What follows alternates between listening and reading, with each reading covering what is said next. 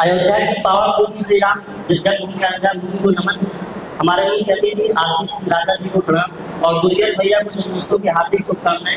नवांकुर साहित्य अंजलि परिवार विश्व का सबसे बड़ा जो साहित्यिक परिवार है, उसको इस सुंदर आयोजन के लिए बहुत बहुत आभार और साधुवाद। इसी शुभ अवसर पर भारत के अग्रणी प्रकाशन संस्थान बग पब्लिकेशन से प्रकाशित पुस्तक रेलुलन त्यागी की लव 2.0 पर लोकार्पण और उसे मिलना आदेश।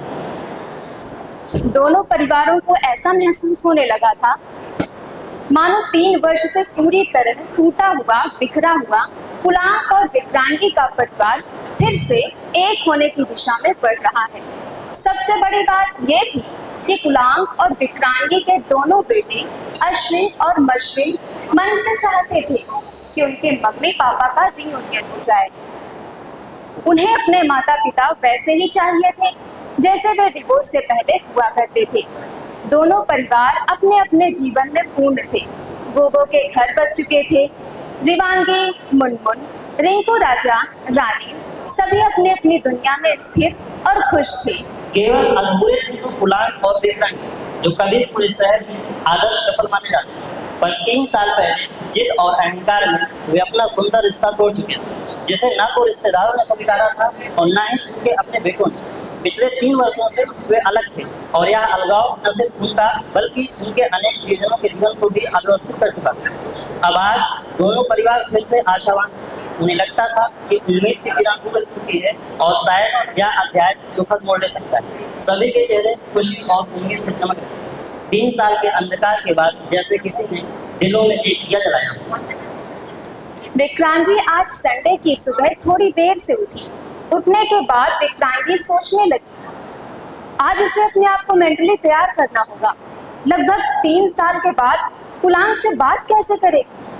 वो चाह तो रही थी कि रियूनियन की शुरुआत आज से हो जाए, पर यह सोचकर ही उसकी धड़कनें तेज हो जाती थी कि वो कुलांक से कैसे कहेगी। उन 3 सालों की कड़वाहट, उसके अपने शब्द, उसकी जिद, उसका शक सब याद आते ही वो अंदर से पिघलने लगती थी। वो खुद जानती थी कि उसने ही कुलांक को फोर्स किया, उकसाया, गलत सलत कहा, डाइवोर्स पर अड़ गई, जबकि कुलांक कभी उससे दूर नहीं होना चाहते थे। अब उसी को पहल करनी है, पर कैसे, किस मुंह से? क्या कुलांक उसे स्वीकार करेंगे? क्या अभी भी उनके दिल में जगह होगी? इन्हीं उलझनों के बीच एक रोमांच भी था। 3 साल के बाद अपने एक्स पति, जो कभी उसका प्रेमी, उसका जीवन साथी था, उससे बात करने की कल्पना भर से मन कांपता भी था और खुश भी होता था।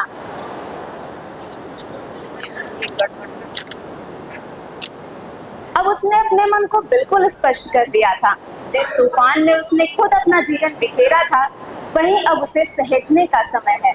मानव हृदय में अनंत क्षमता है भरने की, प्रेम करने की और नई शुरुआत करने की। यही सोच उसे कुलांक से बात करने को प्रेरित कर रही थी। उसने खुद को संयत किया, दिल को सरल बनाया और कुलांक को फोन मिलाया। कुलांक के मन में अचानक एक हलचल सी। 3 वर्षों में विक्रांगी की पहली बात। उसे लगा कि शायद आज उसने पहल की, जबकि वह आमतौर पर किसी भी बात में पहल नहीं करती। इससे पहले कि वह कुछ कह पाता, उधर से विक्रांगी की आवाज आई। कुलांक, मैं विक्रांगी बोल रही हूँ। कैसे हो आप? कुलांक कुछ क्षण शांत रहा, तभी वो फिर बोली, आप कैसे हो?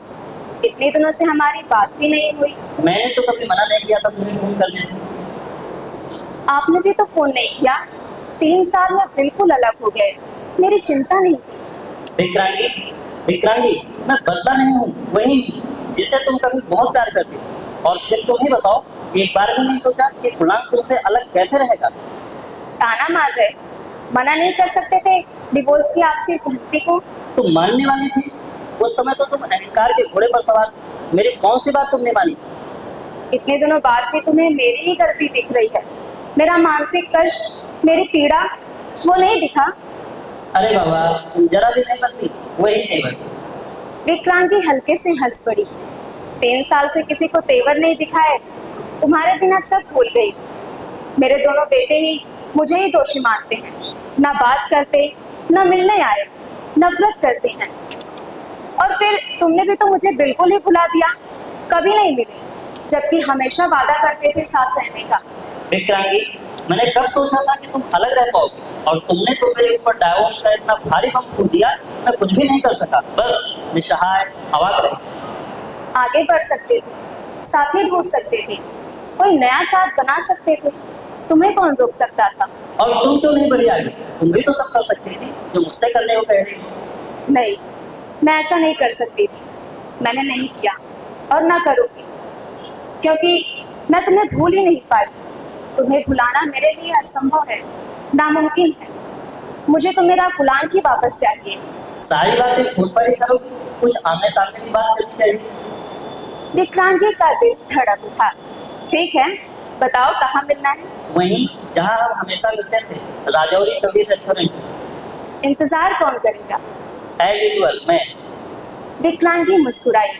मैं तैयार होकर आती हूँ। जरा बड़ बन करके आना, जैसे पहले आती है।